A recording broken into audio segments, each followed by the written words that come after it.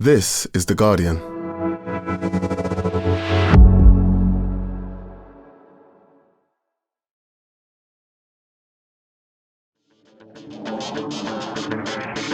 Hello and welcome to The Guardian Football Weekly. Eze to Tottenham, here we don't go. Days of fans hitting refresh and waiting for the official announcement. And then the people that actually know tell you that Arsenal have done a deal for one of the best players in the Premier League. If you had the choice, Arsenal seems the sensible one. We'll discuss Arteta's great coup and find out how excited Barry is about this bit of transfer news. Then we'll look ahead to the Premier League, Eze loves Spurs at Man City and the Alexander Isak derby at St James's Park. The Swede has broken his silence. Palace play Forest, presumably for the right to play in the Europa League. Sunderland going for win 2 at Burnley. The other bleak performers, West Ham hosts, still haven't scored Chelsea, while Everton host Brighton. There's disappointing European Fitbar corner as Celtic draw and Rangers lose. And we'll get the lowdown on what happened at Morecambe this week. All that plus your questions, and that's today's Guardian Football Weekly.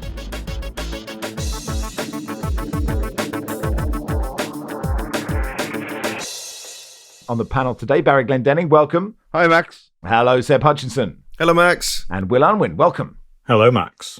So a great tweet from DTL Philosophy just saying, put soul in the announcement video, which I enjoyed. JJ says, Max, is it possible that the witch's curse was never truly lifted? If true, and even winning a trophy failed to exorcise it, what fresh hell can we Spurs fans look forward to next? 2 days ago, Fabrizio Romano tweeted, Eze to Tottenham Hotspur, here we go, deal sealed for 55 million euros plus 5 million add-ons. And last night, it transpired he'd agreed to sign for Arsenal. Ed Aaron's confirming in The Guardian they've agreed a deal worth up to 67.5 million to sensationally hijack Tottenham's move. Kai Havertz got injured, and that was part of it. But Miguel Delaney in The Independent saying, look, this deal was sort of done 11 days ago by Arsenal, so it was very easy. And Steve Parish was just kind of waiting for Arsenal, stalling a bit with Daniel Levy. I mean, I guess, first off, I don't know, it's objectively hilarious unless you happen to be a Tottenham fan, right?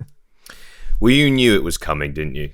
I think you would have sensed that. And I think with any transfer that drags on, and when I say drags on in the minds of people who are constantly going on social media to get micro updates, just, and I use this simply just for your own mental health a lot of the time, because people get so invested in signings, especially at this time of year. You almost feel like when the window closes, that's the moment that some supporters can relax. With this Eze one, it flip-flopped in the fact that there was a sense he was going to leave, and then the stories were coming out that Arsenal were going to be his destination, and it was a case of he's definitely going to sign for them. And then Tottenham came into the mix. Now, funnily enough, I bought into the fact, I thought, well, Tottenham are surely going to get this transfer done. But it was actually Tottenham supporters that made me doubt that would happen. Rather than the news I was reading, it was just simply that feeling of, we are not going to be able to get this deal over the line because it's Spurs. And it's the way that one signing can make people believe they've had an amazing transfer window, and then a signing that makes them feel, well, we haven't done enough, as if football is about one player. This takes me full circle back to the fact that just this time of year drives me mad in terms of this window being open. It is ridiculous. And you think Havertz's injury, linking that to this signing, I don't think it's relevant at all. I actually think it's probably more relevant that Trossard improved his contract, and that's more related to the Havertz, because that seems more obvious. That you think, right, we have to make sure a player we have at the club stays now because we've lost an injured player. So I don't think clubs operate necessarily in that status, especially some of the bigger ones. But I said I didn't like it. But as you said at the beginning, it does give people that little bit, if you're not of this Tottenham persuasion, just a little bit of humour. I mean, I did see, Barry, a lot of Palace fans saying, well, Spurs fans have been really sort of humble about this signing. They're not like rubbing it in our faces. And I was thinking that's because they don't think it's going to happen. They can't get there until there is like a, Tottenham Hotspur unveiling social media clip. I mean, I suppose Arsenal have the key end point of this is that Arsenal have signed a brilliant footballer. Well, they haven't done it yet. I guess they haven't. Here we go. Yes, until I touch the hole in his side and in his palms, I will not believe. I will be a doubting Thomas. it's a brilliant signing for Arsenal. It's extra brilliant because they've put one over on Spurs. It's always a major concern with these big high-profile signings that might not actually work out. Getting the player in is just half the battle, but it's very hard to see how Eze won't add to this Arsenal squad. I suppose Spurs fans were very pessimistic or cautious about crowing about getting Eze because they got burned with Morgan Gibbs-White. And that's two very high-profile transfers and two really good players that Daniel Levy thought he had got in and hasn't.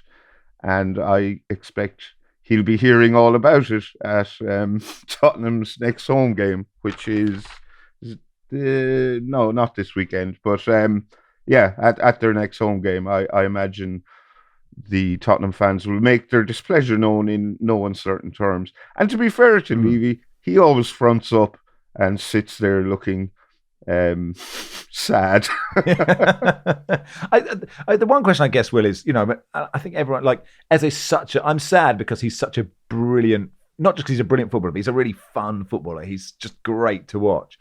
But he is a 10, like that's his best position. And Arsenal do have Martin Ødegaard. Now, it's not like, it's not a Larry David spite cafe. It's not a spite signing, right? He's really good. But where does Arteta play him? I've got a suspicion he'll be playing on the wing more often than not, would be my suspicion. I mean, Ødegaard's one of the best in the game, and Eze might be best as a number 10, but I think we could all agree he's got the skill set to beat players inside and out, either wing. And he's got, you've got options for he's a different type of player to Ødegaard. If you think there's a certain team where you need someone with a bit more pace that can drive at opposition rather than maybe being have a bit more guile with the ball, then Eze can do that. It's, so many potential places for him to play. Ødegaard, I'm sure, has got the ability to drop a bit deeper and play as a deeper central midfielder. But at the elite level, if you can get someone like Eze and have the option of where you can play him, then you do it. And that's the nature of it. I mean, you look at City and the amount of wingers they've sort of stockpiled. It's like, well, we play like this, so we might as well have as many options as possible. And that's the nature of football, because if you've got 60-odd million quid in the bank that you can spend, you might as well spend it on the best you can get. And that's what they've done with Eze, and, they've done the due diligence on him, obviously, and it's not hard to do watching, highlights reels of Match of the Day. But once those opportunities come up, you go, you spend, and to some extent, you might think about it later, how many minutes he's going to get and where they're going to be on the pitch. And maybe Arteta have a little wry smile every now and again when he thinks who he beat to the punch to sign him. Oh God, it's so annoying. And it's such a power play from Arsenal, Seb. That, it is a brilliant, like, psychologically just so good. Will said that Ødegaard is one of the best in the game, but I think Arsenal supporters see it as Eze as somebody who does what Ødegaard doesn't do at Arsenal. One, shoot enough, and Eze's pretty good at that. One, carrying the ball, running with the ball, prepared to take players on against deep defences, making something happen in a similar way that Shirky's been bought by Man City. You need those chaos players, those players in the structure that just break that defence open. And that is Eze. And I think what he is somebody he's a signing where with Gyökeres, there would have been a split in the Arsenal supporters. Is he the right striker? With Madueke, there was a lot of objection to that signing. Zubimendi, people didn't know too much about him, what he's offering to the team. But I think with Eze, he's a player that probably unites the Arsenal fan base, because they see him as coming home, even though they let him go, essentially. And he's a guy from London. He's joining a group of other players who are from London. There's that feeling that he's always wanted to play for Arsenal or come back to Arsenal, and that he was never going to go to Spurs, even though it seemed like he was going to go to Spurs. And I think this is part of it. The Ødegaard has been, last season, he didn't have his best season. He had an injury. And he's always seen as a player, as a great link player for Arsenal, as a fabulous presser, but he's not a game changer for Arsenal. He's not a match winner for Arsenal. And I think a lot of he looks great on the ball, but his effectiveness for the team, I think this is something where Eze could come into it. And whereby, even though I think he will play a lot of time on the wing, if Arsenal don't invest in that area or don't sell players in that area, he does feel centrally a difference maker for them. Now, Barry, look, I know you don't love transfers, and I have to confess, I was refreshing those pages to just wait for the Eze announcement. I'm guilty of it. I do find the window frustrating. I just wonder if, in that, on a wider point about, your Fabrizio Romanos, etc., of which he is clearly the most high profile, does it matter that they say, here we go, this player's signed for this, and then they don't sign for it, in terms of the way we kind of view how in the know they are? It doesn't matter to me, and I don't care how in the know they are, because I'm not really that interested in the transfer window.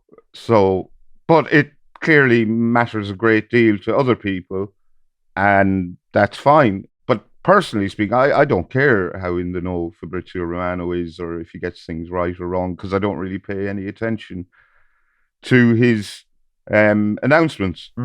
I suppose it is interesting. There's just a world where it is, the person who gets the exclusive. And I suppose it's the same with news and everything. The scoop matters. But I've always found, we will all find out what the news is. It's actually how you analyse the news rather than finding out what the news is that probably matters. But Spurs go to the Etihad. How encouraged were you, Will, by Man City's opening win at Wolves? Yeah, I mean, completely different to, well, maybe not the start of last season, City were really good, but that middle spell, Reinders in midfield looks like an absolute game changer for City. Haaland confident, as sort of previously mentioned, an array of wingers at City and attacking. Cherky on the bench to come off the bench. 2 almost proper fullbacks. Defence looks solid. Caveat that Wolves, I think a lot of us put to go down, but yeah, it just looks a bit more confident, which had been lacking even when City were getting through games at periods last season, and options off the bench, which again wasn't always the case, and so still Rodri primed to come back and whatnot. So yeah, really positive, exciting football again, and just a bit of change in dynamic, which I think Pep's been planning, and with Pep Linders on the sidelines seems to have freshened things up as well. And those things are good, to have a new voice and whatnot. So yeah, I think Spurs, obviously they beat Burnley, but they'll be slightly worried, and I think probably helped a little bit to alleviate any, not fear maybe, but the unknown of what fans at the Etihad are expecting this season. They'll be really excited to go into this prospect of a very good win against Spurs if they, keep the momentum going. So yeah, it's exciting times again after concerns of finishing third. Yeah. The upset of finishing third. I suppose it'll be interesting, Seb, how Thomas Frank lines up and whether he starts with Gibbs White or Eze in the 10 for that. But actually be interesting to see if he Willian. does Willian. Exactly. But it'd be interesting to see if he goes back to the PSG Super Cup 3-5-2 long throws, that kind of setup. Yeah, I think Thomas Frank has shown in the few games we've had already, actually, weirdly, even though I don't pay much attention to pre-season games, I think he's also shown in pre-season to be a horses for courses manager. I mean, he said it when he was at Brentford that he was like that. He would change his system depending on the opponent. And so tomorrow, let me get this right, where are we? Thursday? No, Saturday lunchtime, it will be fascinating to see how he approaches a game against Manchester City. Last season, I came away, I think I came on the podcast, and it was about 4 or 5 games into City's bad run. And I finally said to myself, okay, it's not happening for them. Probably the first time I felt I've really doubted City in several seasons. And I don't doubt them now. I just think they have so many good players. They have such a great manager. And it just feels like the application for the players, because teams, when they go to face City, I don't feel they can take that gamble enough. So will Spurs take the gamble enough to hurt them like they did last season? Will they play in that manner, or will they try to contain them? How will Thomas Frank approach it? Because he's had decent performances against Manchester City in the past, and he's won at the Etihad with Brentford before.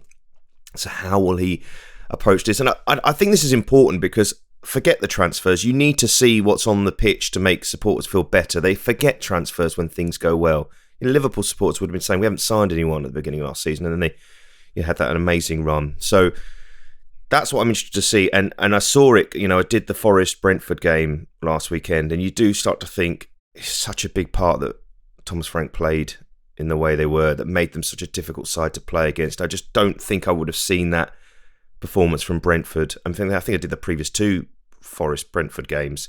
I don't think I would have seen a performance like that from Brentford in those previous 2 matches, even with all the ins and outs. So let's see on Saturday if he will go for it against City. I would say go for it, but play a system that will take advantage of City's small frailties. On Monday, Barry, Newcastle versus Liverpool. Insert jokes about Alexander Isak getting on the wrong team bus after the game, etc. But it does add something to this game, which is already a big game, isn't it? Yeah, it's going to be a very spicy encounter.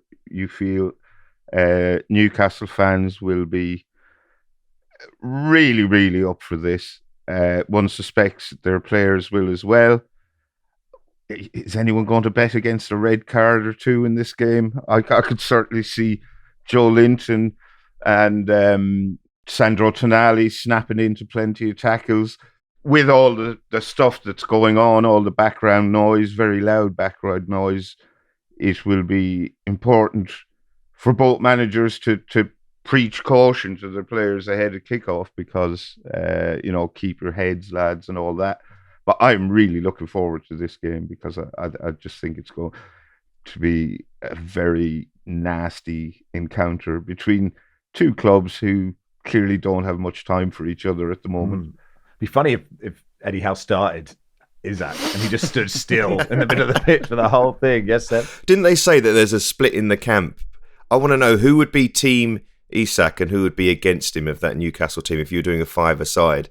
I feel like I feel like Joel Linton would just be in the middle, just be switching his head from left to right. Who am I going to hit? It's a good question. I just do think that if the window closes and he's still there and he gets back on the pitch and he's good, I think it's forgotten so quickly. I just think we've sort of seen. Are you suggesting football supporters are fickle, Max? I'm not obviously suggesting nothing of the thought, but I now hate Eberechi Eze despite loving him yesterday. Isak posted on social media, "I have kept quiet for a long time while others have spoken. That silence has allowed people to push their own version of events, even though they know it doesn't reflect what was really said and agreed behind closed doors. The reality is that promises were made, and the club has known my position for a long time. To now act as if these issues are only emerging is misleading. When promises are broken and trust is lost, the relationship can't continue. That's where things are for me right now, and why change is in the best interest of everyone, not just myself." There were times reading that when I thought I was scanning the lyrics of an Olivia Rodrigo ballad. It depends how you say it. It is fun to say it like that, isn't it? The more moody you get, the more fun it is. Yes, Will? I actually think he stole that letter from my wife when she sent it to me. Exactly. That is when promises are broken and trust is lost, the relationship can't continue. It's definitely, yeah, you're right. That's from any power ballad of the 80s. Newcastle responded slightly less melodic. "We are clear in response that Alex remains under contract." Never written in a love song, was it? "And that no commitment has ever been made by a club." It's a very LinkedIn love song. By a club official that Alex can leave Newcastle United this summer. "We want to keep our best players. We also understand players have their own wishes. We listen to their views. As explained to Alex and his representatives, we must always take into consideration the best interests of Newcastle United, the team, and our supporters in all decisions. And we've been clear that the conditions of a sale this summer have not transpired. We do not foresee these conditions being met." It feels, Seb, sort of gentleman's agreement territory, doesn't it? Just put it in writing. I just don't understand. We know the way football industry works in terms of the loyalty elements, the sense that somebody can be at your club and then leave after a period of time, that obviously public relations. I just think with these things, if you're promised something, just make sure it gets written down. I mean, it's tale as old as time, isn't it? And that would have done so much for Isak, and it would have solved a lot of situations. Look, to simplify it, he clearly wants to go to Liverpool, or he wants to feel that he wants to take that next step. I think it's very much, we forget that players, it's not as if Isak's from Newcastle. He's not somebody who has them in his blood, essentially. Yeah. But I think the way this has happened, it will hurt Newcastle fans in the sense the way it's played out. They probably thought in their minds that because of the way the club was portraying the situation, that they would hold on to him this summer and probably feel like, yeah, he'll want to go next year. But the way it's accelerated and been brought forward in this manner is probably upsetting for them. And from Isak's point of view, I don't know why, I think players want to keep things quiet, don't they? They don't want to be out in the public saying, I want to leave, I don't want to. But if they sense that they're being portrayed in a negative light, then they want to get the message out there through an agent, through an AI written lyrical piece.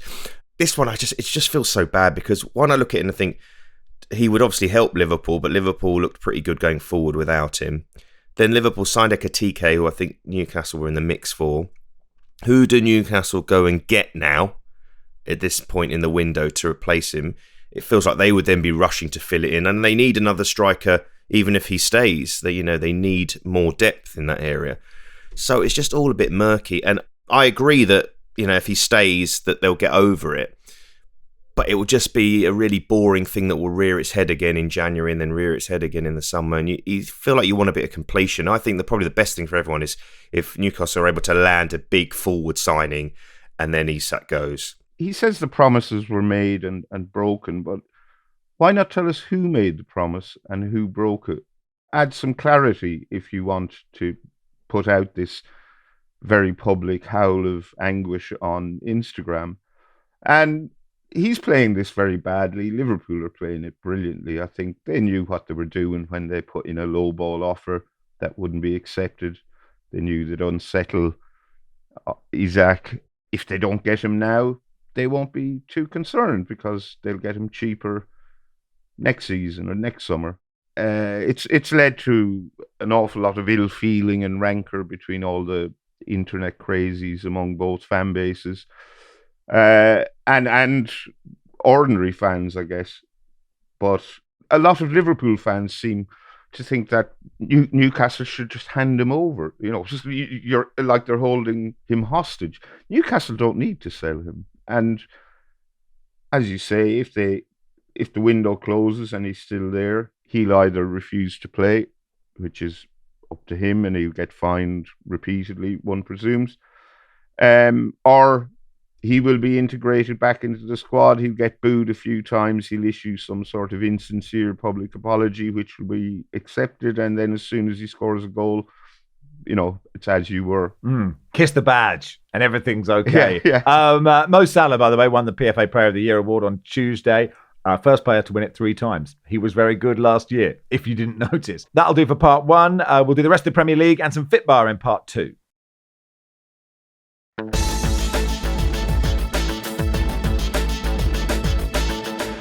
Welcome to part 2 of the Guardian Football Weekly. A few tickets still available on September the 11th, the Troxy in London.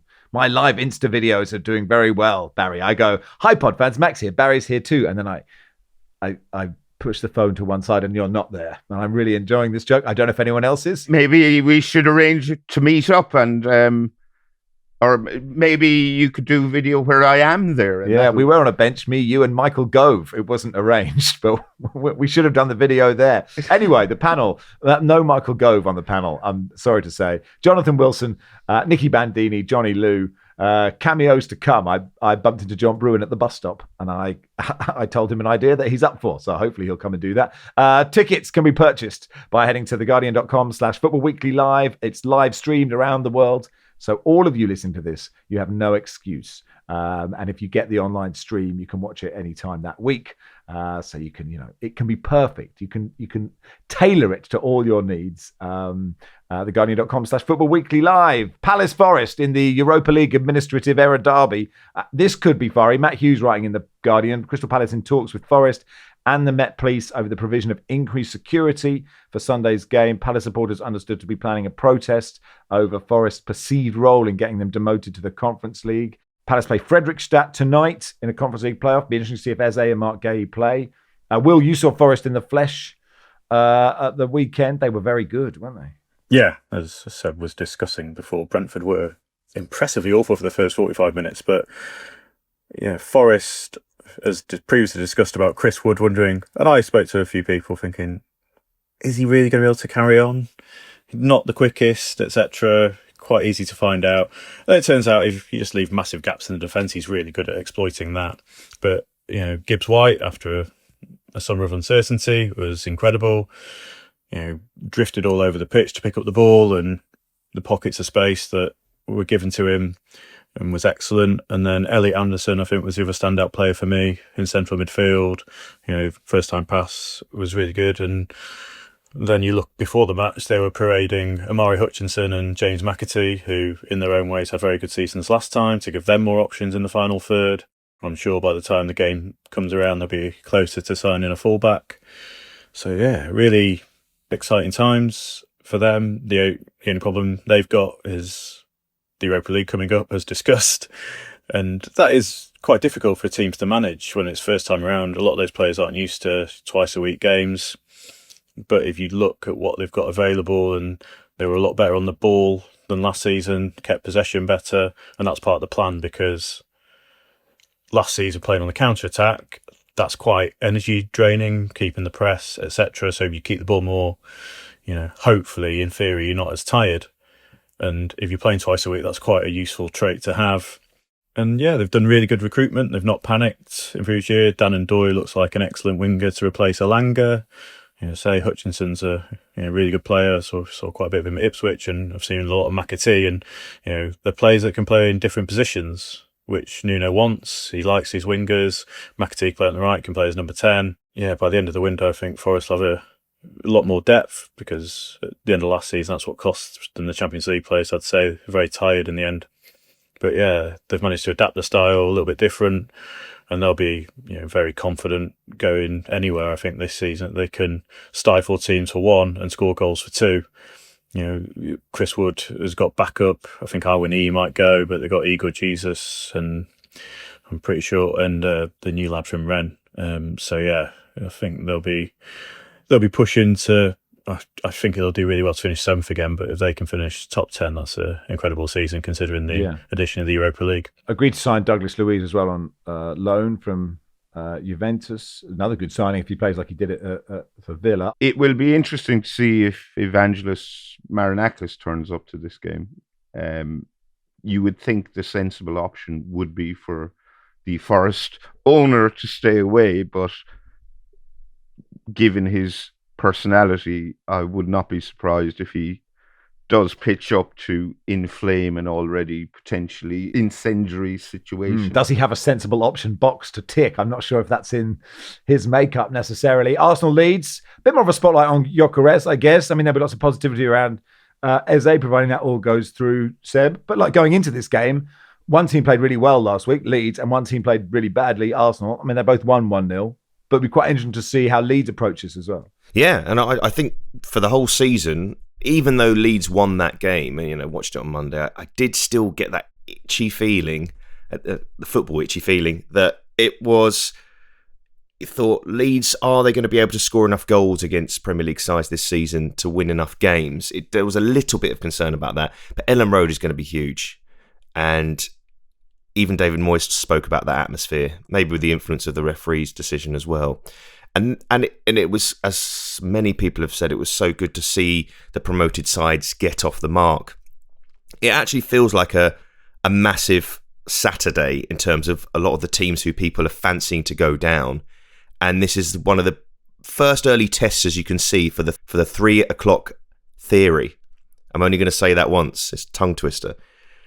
Because it's the teams that win those 3 o'clock games this Saturday that I think will stay up. And I'm basing it purely on that. I'm going to go, I think if Brentford can beat Villa, they're staying up. 100%. 100%. It's made. It's tailor-made for Brentford. It's absolutely made for them. So I'm putting my marker down if they win.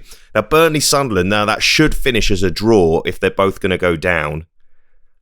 But if Sunderland win at Burnley, I think I'm backing them to stay up all day long. Because Leeds are at 5:30 and they're playing Arsenal, and it's on live on telly, and it's this early in the season, absolutely routine Arsenal victory. And it could be a situation where where after all the doubts about Gyökeres last weekend, considering I don't think he's fully fit, and also they're playing at Old Trafford, and Arsenal have never played well at Old Trafford, ever. This will be the day where it all clicks. Zubimendi looks amazing in midfield. He's dictating the game. I understand he was ill at the Man United game as well. And these are now... This will be the thing that we really want to see about Arsenal. We know in the big games they're tough to beat and they're unbeaten on this long run. Will they, in home matches, funnily enough, just steamroll teams or not. It's something that Liverpool did pretty well last season, and Arsenal probably need to. And I think that would be the one that makes people think, actually, Arsenal are the real deal, will be how they perform in a lot of these home matches. Are they just going to roll teams over or not? Or is it going to be a struggle? Are they look like they're going to struggle to break sides down? And this will be the first test of that for Mikael Arteta's side. Baz, any other games pique your interest? I suppose West Ham-Chelsea play on Friday night. West Ham played diabolically badly in the second half against Sunderland last weekend. They've got some very tough fixtures coming up. This one, then Forest away, Spurs home, Palace home, Everton away, Arsenal away. That's their fixtures before the international break. And on the evidence of what we saw last weekend, not much evidence to go on, admittedly, but also last season under Graham Potter, you would see them struggling to take more than a couple of points from those games, I think. I don't really expect them to beat Chelsea, but I suppose we get more of an idea of how bad they are, because they did look really slow and leggy and sluggish and unmotivated against Sunderland. On to Fitbar. Barca Jim saying, amazingly, I think I sound more pissed off than Ewan normally does. Fair to say there isn't a Celtic fan who's not as angry as Rangers fans were the night before. The unhappiest football city in the world, I reckon. So, yeah, Celtic drew 0-0 with Kairat yesterday. Kairat from Kazakhstan in the Champions League. So 40 million quid in Champions League qualification. They've got to go 3,500 miles. The night before, Rangers lost 3-1 at home to Club Bruges. I guess that getting that consolation might actually make a big difference. But Bruges are not a bad side. I did like Perfectly Cromulent saying, should Russell Martin quit football management and go on and be a villain on Emmerdale, as he has the look for it? And I hadn't ever considered that, but God, he does. He looks exactly like a bad guy from Emmerdale, doesn't he? But, you know, another one of these press conferences from Russell Martin where he said, before change, there's pain. It's another song lyric, Barry. But that is... It's disastrous. I think you go, we've got to beat Club Bruges. Club Bruges are quite an experienced Champions League side, actually. I don't think it's easy, but still, being 3-0 down after 20 minutes is not great. I wasn't surprised Rangers were beaten by Club Brugge, not at all. And the fact of the matter is, I think Rangers would be better off in the Europa League, because if they go into the Champions League with a team that plays like that, and that plays like they have been playing in most of their games so far this season, they'll just get slaughtered every week. The manner of this defeat was dismal. They conceded the opener after 3 minutes. It was a mix-up between the centre-back Nasser Giga, who's on loan at Rangers from Wolves, and Jack Butland, and an exquisite finish from the Brugge guy, Romeo Vermont. But the mix-up between the two Rangers players was... It's the stuff of, I said yesterday, the what happens next round on A Question of Sport. And no one would ever guess if you stopped the footage just before or just after the Rangers shot that led to the Brugge counter-attack. Second goal was someone slotted home completely unmarked from a corner, and the third was a soft one as well. So the 3-0 down after 20 minutes. They got the consolation in the second half, but there was a visible stream of Rangers supporters leaving Ibrox, heading for the exits after 20 minutes of this game. They're not having Russell Martin at all. They didn't want him in the first place. He's done very little to convince them that he's the man for the job. They lurched and stumbled through the previous two qualifying rounds against Panathinaikos and Victoria Pleasant. They got found out badly in this game. Difficult to see them turning around. And Rangers have been burning through managers quicker than Watford in recent times. Now, obviously, they have new owners, the 49ers, who took over in June. They appointed Martin. I suspect they will be patient with him, but it is difficult to see how long they can stand firm in the face of such obvious fan fury at their decision to appoint Martin. 2 of their next 3 games are against Brugge away and Celtic. So yeah, let's see how those go for them, I suppose. Obviously, you look at Club Brugge and Rangers and compare, and Club Brugge have sold about 70 million quid's worth of players this summer. which shows their sort of long-term strategy, clever recruitment and whatnot.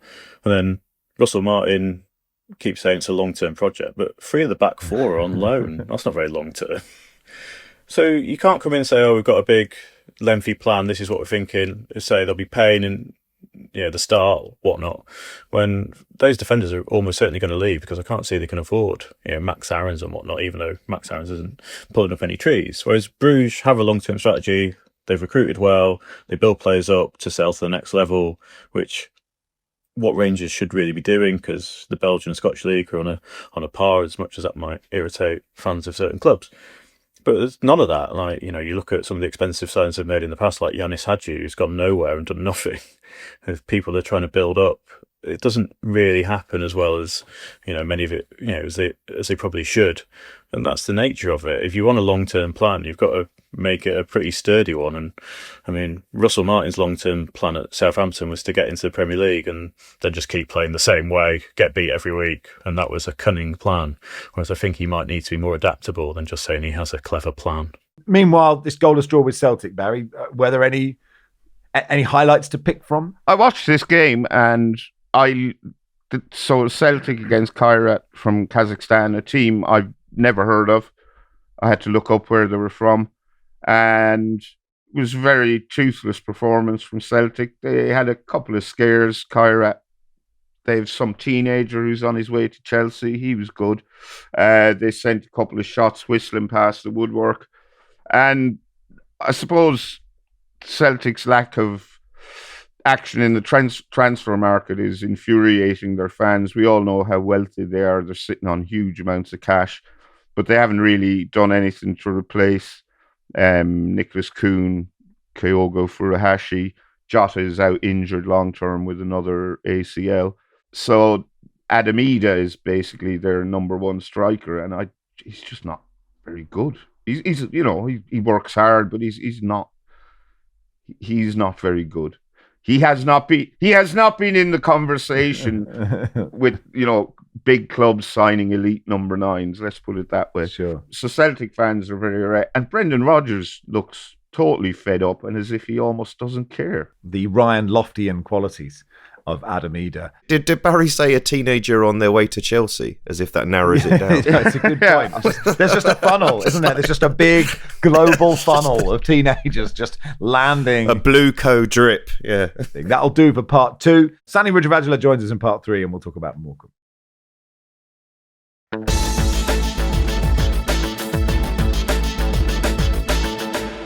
Welcome to part 3 of the Guardian Football Weekly. So look, we talked about Morecambe quite a lot and we mentioned Panjam Warriors taking them over and saving the club. First thing they did was sack Derek Adams, who had stayed with the club throughout the crisis and helped players out financially.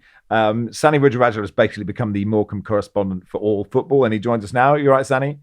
Yeah, I'm all right, thank you. Funnily enough, not in Morecambe. I'm actually in the hotel opposite St James's Park, having done Alexander Isak Voxes yesterday. And I'm off to Sunderland, the Academy of Light this afternoon. Very exciting. Oh, good stuff. Well, look, let's talk about Morecambe then. So the first thing I did was sack Derek Adams. You'd spent some time with him and around the club and how loved he was. It seemed from the outside a slight misstep from new owners that we're not totally sure about. Yeah, the universality of football, that a new owner can come in and no matter what situation the club is in, sacking the manager and bringing in your own man appears to be the way to go, even when it's the manager who's been working essentially for free. Last time I was there, one of the staff anonymously told me they'd be homeless without Derek Adams. They'd paid their rent for the past 2 months or so. He'd come to all the players and said, well, I'll help you out if I can. So, and he's a club legend as well. He's the person who guided them to the most successful period in the history, and he's come back, I think, 4 times now. So when you think that post-takeover, they're essentially starting with, I think they had 5 players, barely any resource at all, you'd think perhaps he's the person to steer them in the right direction. No, we're going to get rid of him and bring in a new man who is his own history maker as well, in Ashvir Singh Johal. Yeah, tell us about him. Well, I'm going to call him the British Asian Will Still. That's what I'm going to give him. I can say that. I'm pretty sure I can. I have done now. So he's 30 years old. Started his career as a volunteer at Leicester with the community side, and then got a role there, and then worked from the under 17s all the way to under 18s at Leicester. That's not very far, just to be under 17s, right? Under sevens. Under sevens. Okay, right. Under sevens to That's GCSE JS levels, to under 18s. And then went to Como. And, it's funny how, footballers and coaches, they're all connected in ways we don't know. He says he knows Dave Challoner at Stockport because they did the pro license together. In fact, he's one of the youngest to have done the UEFA pro license. But he went to Como to be Cesc Fabregas's assistant, which sounds like the dream job. And then, scourge of all Guardianistas, Brexit, meant that he had to come back because he clearly didn't have the whatever he might have needed to carry on working there. So then he took over at Notts County B, like an in-between between the under-21s and the first team, and helped bring in some youth players. He left that in the summer, and that 99% shot pretty was done, a done deal, that he was going to take over at Morecambe when Punjab Warriors was supposed to in the summer. That didn't happen. He even reportedly gave an interview to the BBC saying what his plans were at Morecambe, and then Punjab Warriors didn't take over Morecambe, which seems like an awkward situation to be in because Derek Adams was still there. So now he's come in, he's brought in Lee Tomlin, technical man, a technician that he was in the EFL. His first coaching job, just finished being a striker coach with Sheffield United. So he's a new manager, and he's bringing in a first-time assistant as well. So on paper, this sounds like a huge risk, but he is the first Sikh to ever manage in professional football. He's the highest-ranked British Asian manager in the top 5 leagues. So I suppose I've got skin in the... when you get a story, you get too close to a story. I suppose that's kind of where I've got with this, especially as a Bury fan in the situation there. I've got lots of levels now where I want Morecambe to do well. And the fact they've got a British Asian manager, and being British Asian myself, I'm like, I hope he does well. But I am like, well, this guy, he's come from nowhere. He's only 30 years old. Is this a huge, huge risk for a football club that essentially is starting from scratch, been suspended, and are going into the National League? I mean, this is such a gamble. I mean, he could be amazing, but he could be a disaster. And my one worry is particularly is he's brought in an assistant with no experience as well. I would have thought maybe a wiser head there. So I am a little bit worried, but I am hopeful as well. Do you know what? There's something quite interesting about the way football works, in the sense, and I think about Ange Postecoglou, in the fact that it shouldn't be that how he does or did will make a difference on future Australian coaches getting work. But it is just the way football works, in the same way that if this guy is successful, more people might go, oh, you can hire a British Asian coach. And so you want it to be successful for that reason. And that he shouldn't have that responsibility, right? He should just be a bloke who is good or who isn't. And I guess actually bigger than all of that is for Morecambe fans, not necessarily bigger than all of that, but it's nice that Morecambe fans can worry about who their manager is. That is a stress that is totally different to will we exist? And that point you make, it's essentially something that we all carry. I'm sure Seb would relate to this as a commentator as well. When you are not the typical white man in any job, I suppose, you've got that extra element. Like if I mess up on air, and I have done on telly, my ethnicity, my background will become a factor in the conversation around it. So Ashvir Singh Johal has all that on him as well. Yeah, you're right. If he doesn't do well, rightly or wrongly, it sets us all back.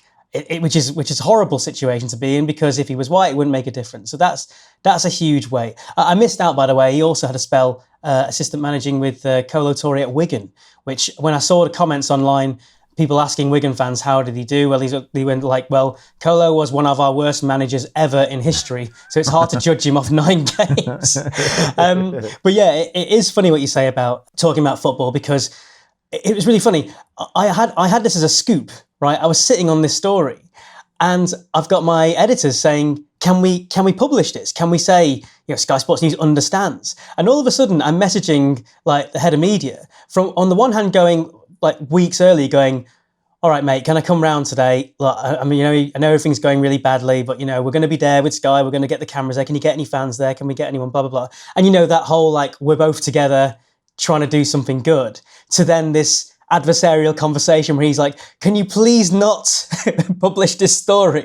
Can you just hold off the embargoes at 9? So it's amazing how football works like that. And the fans finally can talk about Morecambe on the pitch. They're playing Altrincham on Saturday. There was talk of the game not going ahead because they didn't quite have the insurance and the players were only just coming back and whether they could train or not.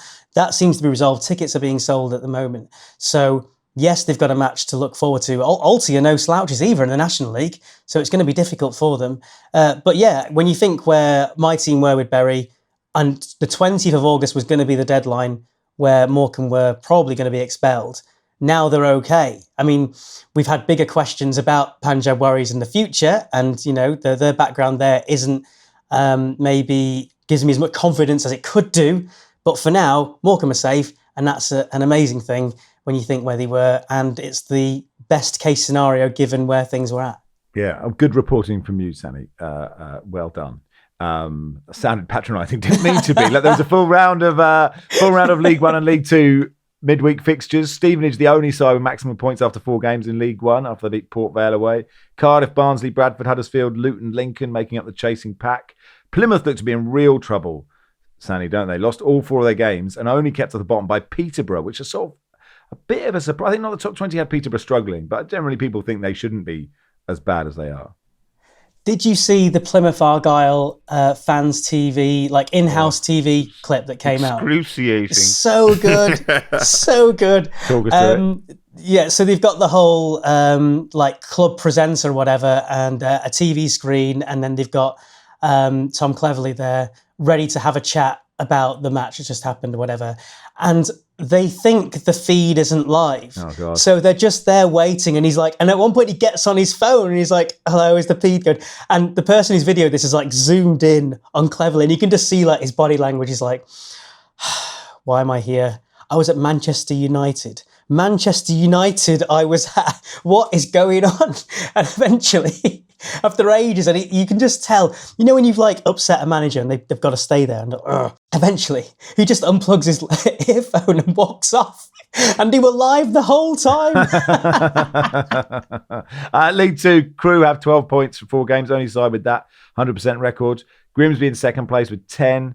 Fan of the pod, Harrogate keeper James Belshaw, your mate, Will, had another brilliant game by all accounts on Tuesday, beating Barrow 1-0 at home. So well done, James. No, I watched that. He did very little, to be fair. Oh, really? Is that right? Yeah, Barrow were pretty mediocre. Harrogate's front three looked quite good. Ellis Taylor, Stephen, Duke McKenna and Sean Mikulski look quite lively. I mean, pretty dreadful second half to watch, I'd argue. But yeah, they're unbeaten in 4, which is incredible considering their budget, etc. I tweeted out a video of Colchester's kickoff at the start of the game where obviously a lot of teams do this is, punt it out for a throw-in. But I only got one because I missed the first one. So the kickoff happens and he boots it out for a goal kick. But the ref says, okay, no, sorry, I wasn't ready. So then he takes another kickoff and he boots it out for a goal kick. And then after one of the Cambridge goals, he boots it out for a goal kick, right? And it's not like PSG where you think the opposition might then play out short and you could press him in. All Cambridge are doing, we've got a keeper who can kick it 100 yards. We just kick it back that way. Anyway, we won 2-1. So I was delighted. Finally, we'll finish with an email from Nick. Nick Evans says, hi, Max, Barry and Co. I've been listening to the pod for decades, been a great companion during some difficult times. Most recently accompanied me through a period of feverish delirium as I was laid up with dengue fever. However, whilst listening to the Premier League preview episodes in and out of consciousness, I had a surreal vision of Barry's disembodied head floating above me, like Holly from Red Dwarf, repeatedly insisting that Everton would get relegated. I'm a little traumatised by the incident, but have bought tickets to the live show, hoping that seeing Barry in normal human form will give me some kind of closure. Many thanks, Nick. You're so constant, Barry. You're now in people's dengue hallucinatory dreams as a floating head. Maybe that's what you'll be in 100 years' time. That's what this will be. Your head floating around with hot takes. Yeah, I can only apologise. I don't think anyone needs that. Me hovering over my disembodied head, hovering over them. while they're sweating and shaking. And the last thing you need is me hovering over you, telling you Everton are going to finish 19th. Well, the key is that he survived, isn't it? If he died from all of this, that can't be the last thing you see. Yeah. Your giant head. So, maybe that was the moment when he saw the light. You were the light. That's when the fever broke. I mean, imagine just sort of hearing Baz just constantly talking about Kazakh football. You never guess who's going from Kairat Almighty to Chelsea this week. Almighty, did you say? Thanks, everybody. Yeah, they're called Kairat Almighty. Oh, they Kairat Almighty. There we are. And the Almighty, the real Almighty Barry, who actually, it turns out, is the man you see when you see the light. His floating head there saying, come to the light, come stay with me. Anyway, that'll do for today, clearly. Thank you, everybody. Thanks, Will. Thanks, Max. And thanks to my brother for bringing a coffee from Justin Morehouse's coffee van in the park. Yeah, love to Justin. Thank you, Seb. Thank you. Cheers, Baz. Thank you. Thanks, Sanny. Cheers. Football Weekly is produced by Joel Grove. Our executive producer is Danielle Stevens. Back on Monday.